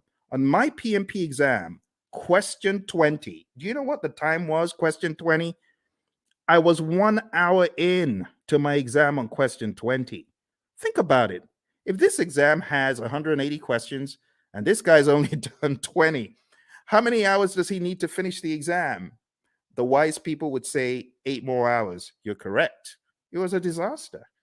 I had only gotten to question 20, 1 hour in. And this is a very good example of how not to take the exam. Don't take the exam saying, oh, I've got to answer this. I'm going to use all the time I can to answer this one question. No, don't do that. Don't do that. I was spending 3 minutes a question. How foolish. Instead of me to go with my gut and just keep mowing them down, just keep going. Even if you feel they're not right, you don't have the luxury of time. I've had a lot of students who say, Phil, I was shocked. I ran out of time. Normally, before I got into the exam, I was killing all of my mock exams. Of course, because the stakes are higher. Your brain is going to be working differently. You're going to be working differently. So don't try that stuff that you do at home on the real exam, okay? Which is why I say roll up your sleeves and go to a test center, smell the coffee. It'll kick in. It'll kick in. Just drink the coffee, but smell the coffee because you realize the stakes are high. Long story short, after 1 hour, I started writing my eulogy of the PM slain in the Battle of PMP. The PMP who tried his best, the PMP aspirant, the PMP wannabe who tried his best. Phil tried his best, but alas, he was slain at the Battle of PMP. Why was he slain? He didn't have his weaponry right? So I was crafting my eulogy until a conspiracy theorist gremlin pounced on my shoulder. And I'm grateful for that conspiracy theorist gremlin. And the gremlin said, the PMI is looking at you from behind the scenes, and they can see that you got all the questions wrong, and they're giving you more of those questions. You got risk wrong, and they're giving you more risk. You got schedule wrong, they're giving you more. Why don't you go to the back of the exam? It was a crazy thought, but this is what got me out of the exam alive. I jumped all the way to the back of the exam. Back in those days, you could move backwards and forwards between all the questions. And back in my day, there were actually 200 questions. So I went all the way to the back and I started doing the questions from the back, from the back, from the back. Truth be told, hey, use this. Use this as the fire escape. For me, it was the fire escape. I started backwards and I realized the questions were easier from 200, 190, 180, 170, 160, 150, 140, and just kept doing the exam backwards and it was easy. Then I got to a pocket of difficult questions. It's like these question writers are like fiends from the pit. They know where to grab you and they just, boom, dollop a boatload of hard questions. And it's like quicksand.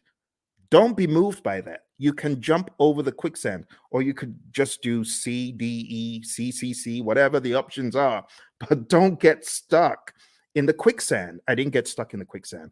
Kept mowing them down. I think I had a pocket of difficult ones in 120, kept going back around 70 something, difficult ones around 50. I didn't care. I was just mowing them down, doing my best. And then I got back to question 20. And guess what the time was? 3:55. Pretty much I had 5 minutes left. And the question is, am I going to start changing stuff or am I just going to end the exam? Took a deep breath. Boom, end the exam. And then the screen goes blank. You've been selected for a survey. We would like to find out, did you enjoy your exam experience? Was it clean? Did you like the staff members? Oh my goodness. Now I have to go all the way through this ridiculous survey saying, I liked it, I didn't like it. But remember, the conspiracy theorist gremlin is saying, fail, you got to say you like it, because if you said you don't, you're going to fail. So what did I do? Yes, I liked it. It was good. It was clean, even though it was dingy and dim lit. Everything was good. It was good. It was good. It was good. Then press the end button and the screen goes blank for like an eternity. Congrats. You've passed the exam. Talk about being chased by, you watch those TikTok videos of crazy bear out of somewhere in Colorado, those bears. That was me. I felt like I had run from the crazy beast. And that's why I do what I do. Because when I came out of the exam, I promise that if I come out of the exam alive, as I'm writing this crazy exam called the PMP exam, I'm promising if I come out of this thing in one piece, two promises. Number one, I promise I'll never curse the PMI. I won't curse them as I always have been. And number two, I promise I'll tell everyone anything in the world that moves. I'll tell them this exam crazy. Crazy exam, crazy exam. That's why I say take no prisoners. Do everything you can before you find yourself in front of that computer monitor. Do everything you can. All right. Final thing we're going to talk about today, my friends. I'm going to show you the PMI's secret sauce for the PMP exam. They have a secret sauce for the exam, and that secret sauce is encapsulated in a document. And the document is simply called PMP Exam Content Outline. I'm going to put that in the link so that you can download it and read it. I'm showing you where all the treasure is buried tonight, my friends. You know, like I said, I'm hitting the road again. I don't know when next I'm going to be able to do this. It's going to be a while. Here we go. Here we go. That is the PMP exam content outline. And I'm going to go over the outline with you, but I'm not going to do it the usual way. I'm going to do it differently. I am going to do it very quickly by going through my special roadmap.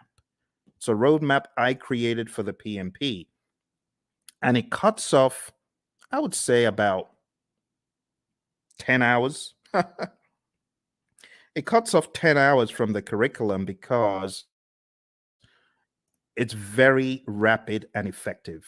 Are you ready? Let's jump into it. Let's jump into it. Here we go. Here we go. For those of you that have been on since we started, thank you very much. I hope you're finding value from it. Your exam is going to have people. 42% of the exam is people, 50% is process, 8% is business. And then you can slice that across 50% agile and hybrid, 50% predictive. Okay? So what am I trying to say? I'm trying to tell you agile is a beast, a big old beast as big as predictive. Here's the breakdown one more time. See that? So pay close attention to the process domain, but don't forget, you could slice these into 21 for people, 21 agile and hybrid, 21 predictive. For process, 25 agile and hybrid, 25 predictive. For business, 4% agile and hybrid, 4% predictive. That's the general idea. Okay. Let's go into the people domain very quickly, and I'll just try to wrap it all up. Okay. Number one,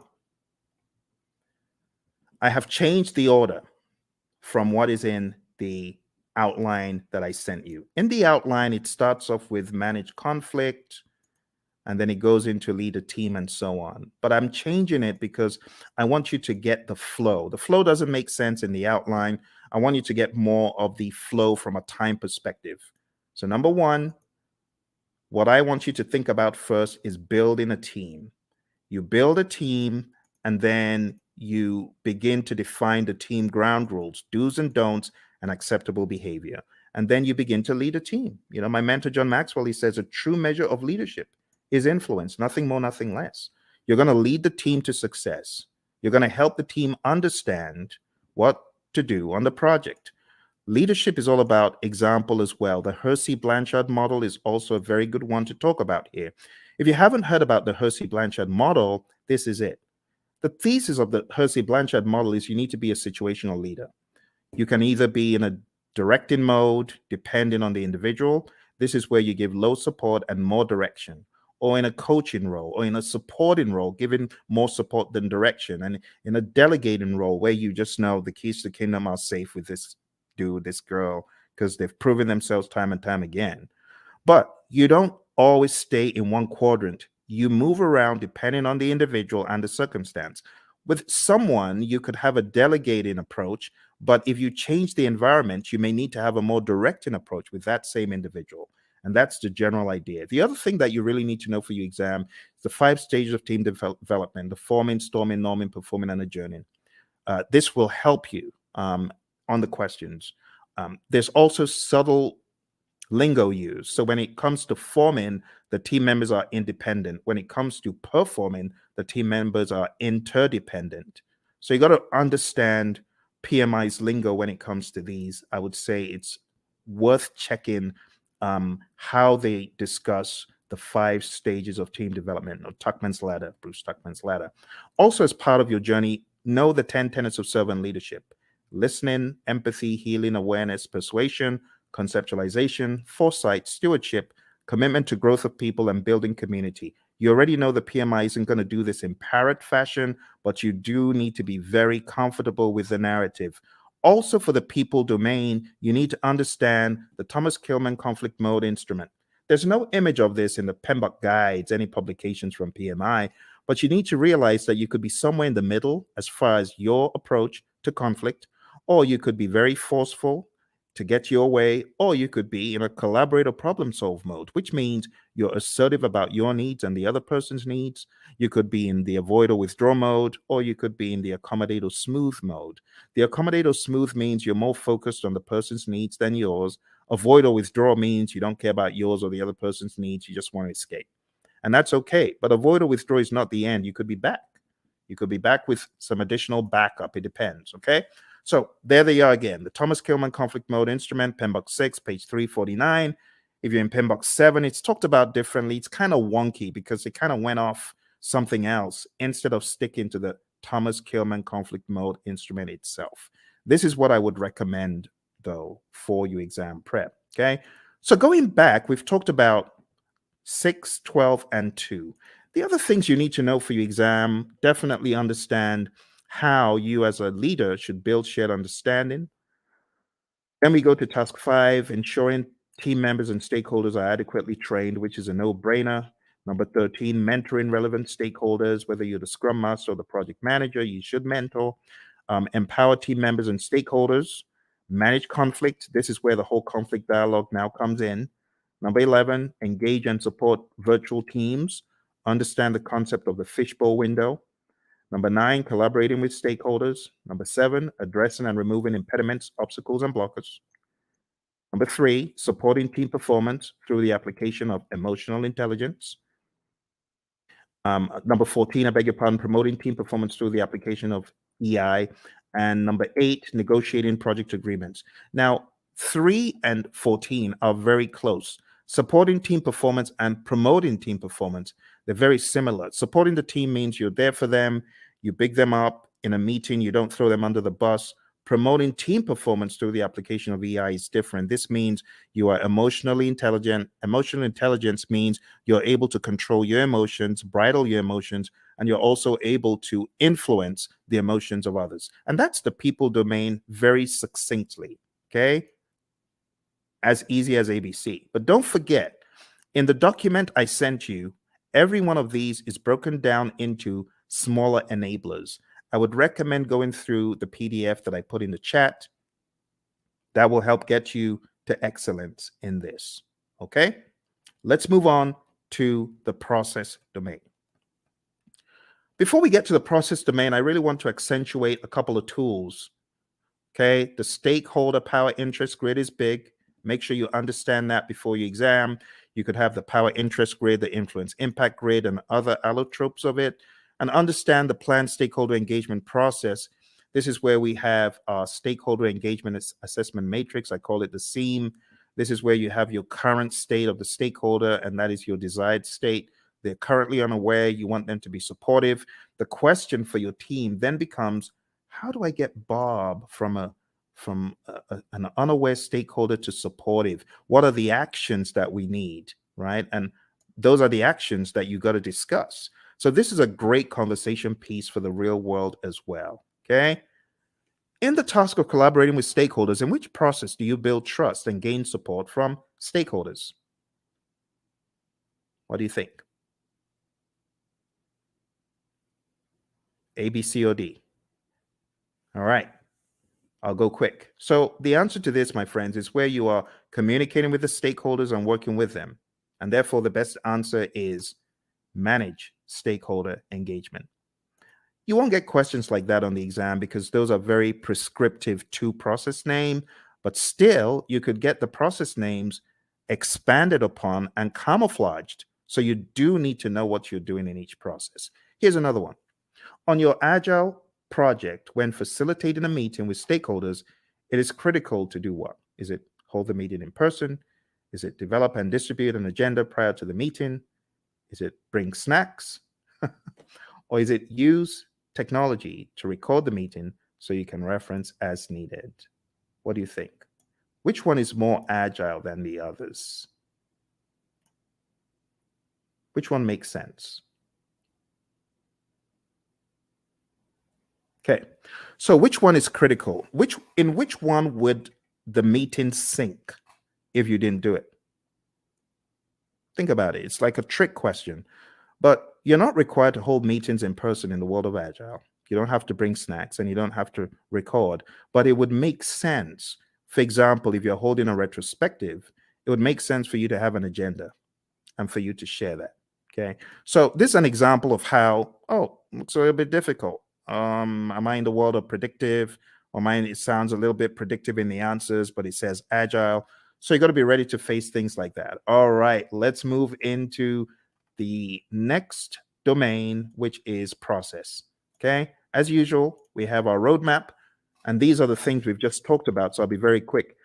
Number one is actually task 13. So this is where you determine the appropriate methodology, the methods, the practices. Are we going to be agile, predictable, something else? Then you got to establish a project governance structure for rules and regulations and how things work. And then number 9 is pretty much integration. You got to integrate project planning activities. Number 17 is plan and manage project or phase closure, pretty much close project or phase, which we've already looked at today. Number 8, plan and manage scope. Number 6, plan and manage schedule. Number 5, plan and manage budget and resources. So at a high level, number 8 is really scope management that we looked at. Number 6 is schedule management. And number 5 is budget and resources. I'm sorry, it's a little bit obscured because of the color on the screen. Number 7, plan and manage quality of products or deliverables. That's quality as a knowledge area. And all of these also double in the world of Agile. Don't forget. Number 3, assess and manage risks. We've taken a look at that. Number 12, procurement management, pretty much. Number 1, execute the project. Now we can execute the project. After you've done all that planning, now you execute with urgency to deliver business value. Number 16, ensure knowledge transfer for project continuity. Make sure that you're transferring the knowledge, because if that person leaves, what's going to happen? That needs to be your question. All right, manage project issues, have an issue log. Make sure you chase those impediments as vehemently as possible before they eat you alive. So we talk about impediments, obstacles, and blockers. So the question is, what is the difference between an impediment, an obstacle, or a blocker? And the answer is an impediment slows you down. An obstacle is in the way. Now you can go around it, you can go over it, but when it comes to a blocker, you're stuck in your tracks. You're stopped. That's really bad. They're all bad, but blockers are the worst because they just stop you in your tracks. You can't move. When we talk about managing project issues in the world of predictive, all of those things are in your issue log. You got to go after them. Manage project changes just means manage changes using your change management plan. Your configuration management plan must also be considered. This is manage project artifacts. 3 artifacts in Agile. Who remembers?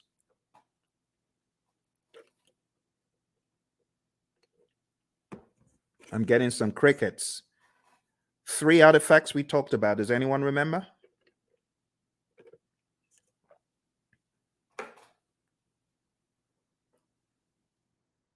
Hello? Everyone's quiet. Okay, I don't bite. All right, so the artifacts I was looking for from the world of Agile is your product backlog, your sprint backlog, and your increment or PSI. In the world of predictive, I was expecting the baselines and the plans pretty much. They're possible artifacts. We could also say our burn charts are artifacts from the world of Agile and things such as that. There are other things we could include.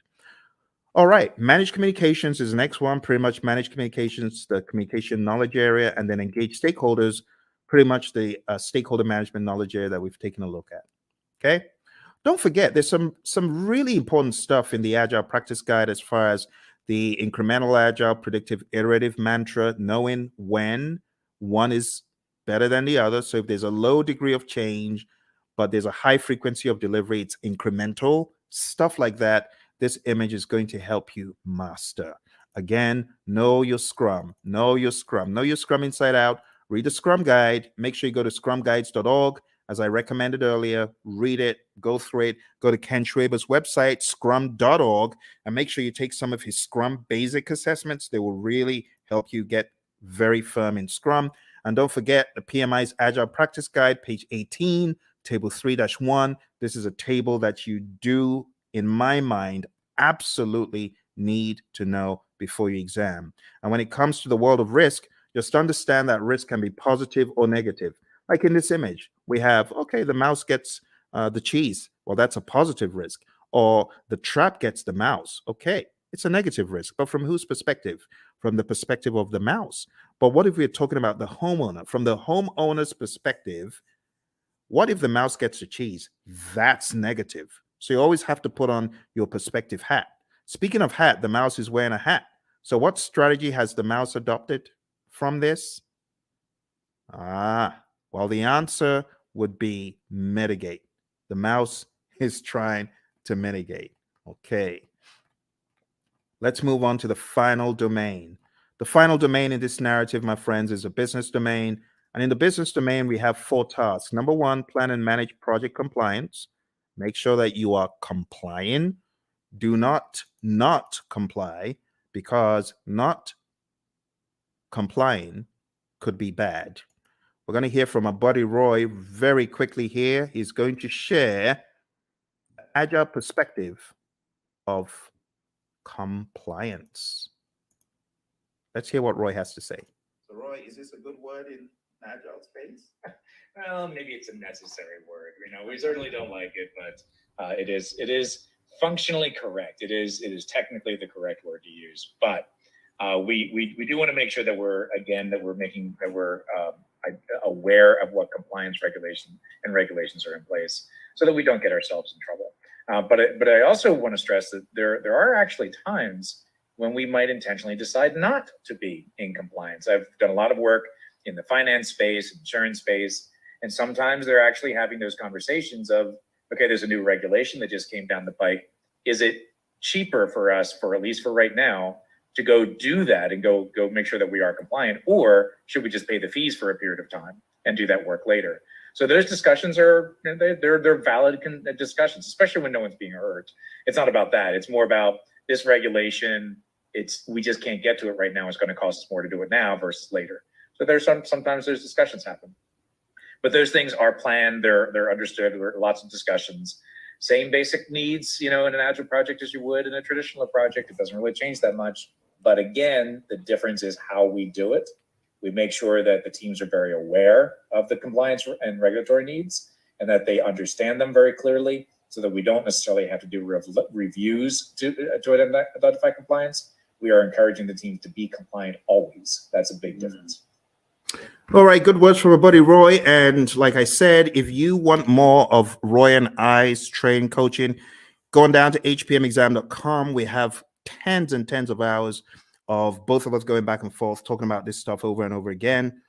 You could go on to tinyurl.com/elite PMP. You'll be able to join the Udemy course where we have PMBOK 7. We just go to town on PMBOK 7, and you can watch all of those videos there. All right, moving on. Let's go back, and we're talking about business domain. Next thing is evaluate and deliver project benefits and value. So in the world of the PMI, they've become hypersensitive to the concept of benefits and value and outcome. It's no longer just about deliverable.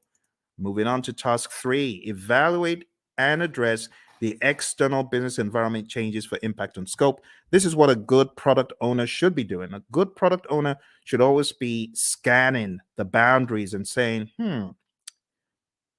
what has changed in the environment? How does that affect our project? That needs to be the question. All right.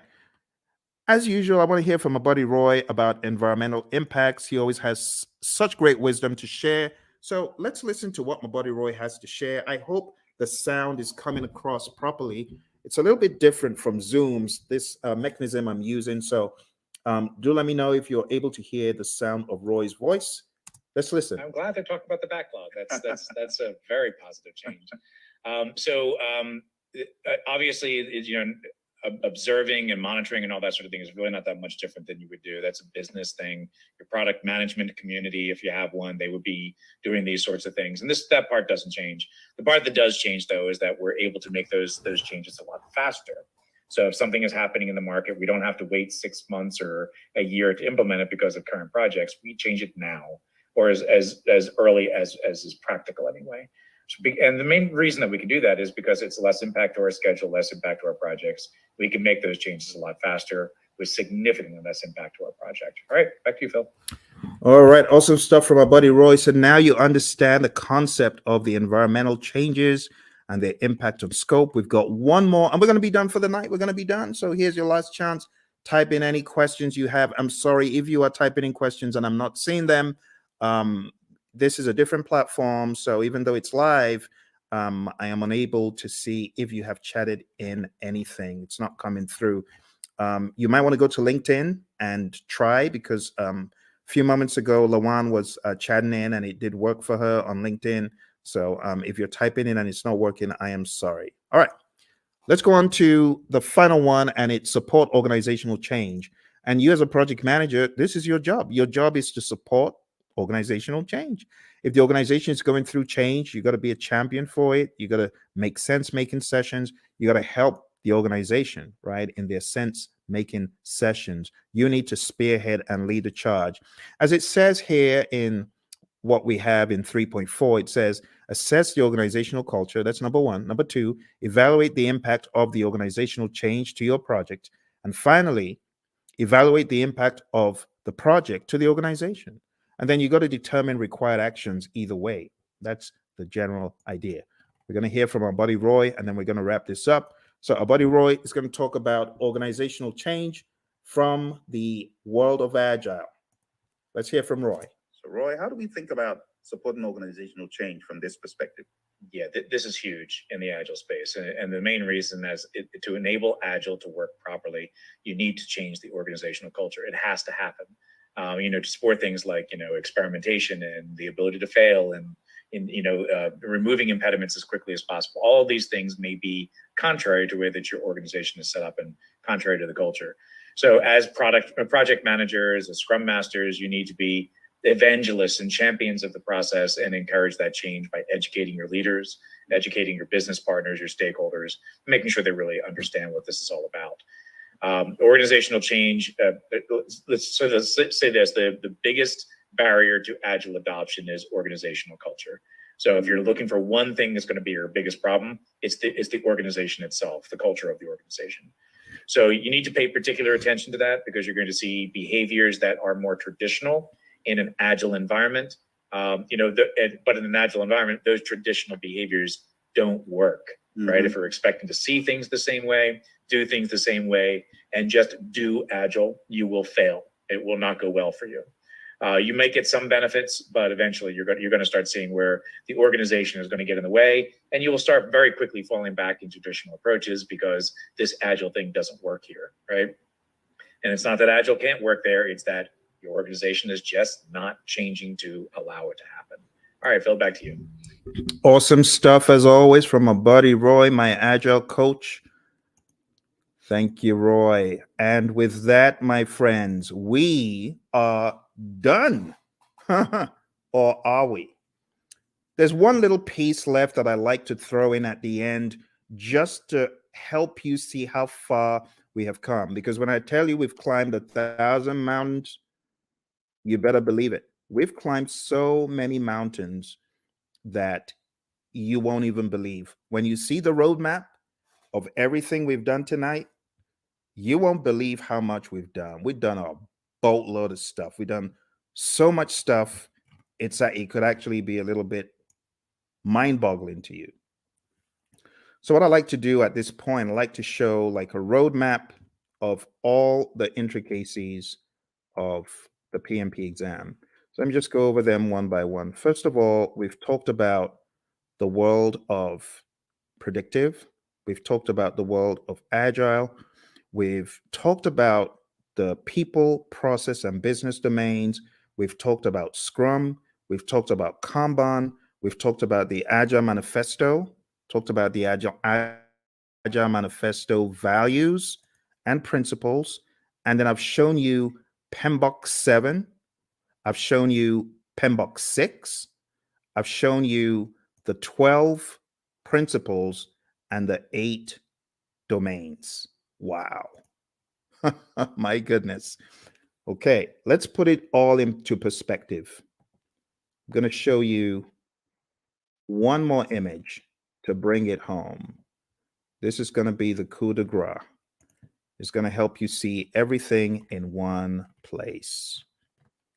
Okay. But are you ready? I hope you are. This is going to go pretty deep. Let's take a look. I call this the PMP mind map. PMP mind map. And this mind map encapsulates the entire journey. I think at the end of it, you'll probably appreciate all the work you have been doing, actually. All the work you've been doing to succeed on your PMP, you're going to see it come to light here.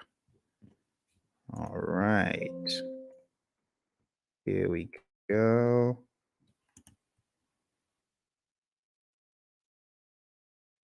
PMP mind map. You might have seen a video where I talked about this in the past, but it's always new because of the enormity of what we have done tonight. You ready? Okay. You take myself off the screen so that you can see it. All right. So we've talked about everything here in the world of Agile. See that? Let's zoom in. Agile. Talked about the manifesto, talked about servant leadership, talked about charters, and these are some other pages that you need to focus on.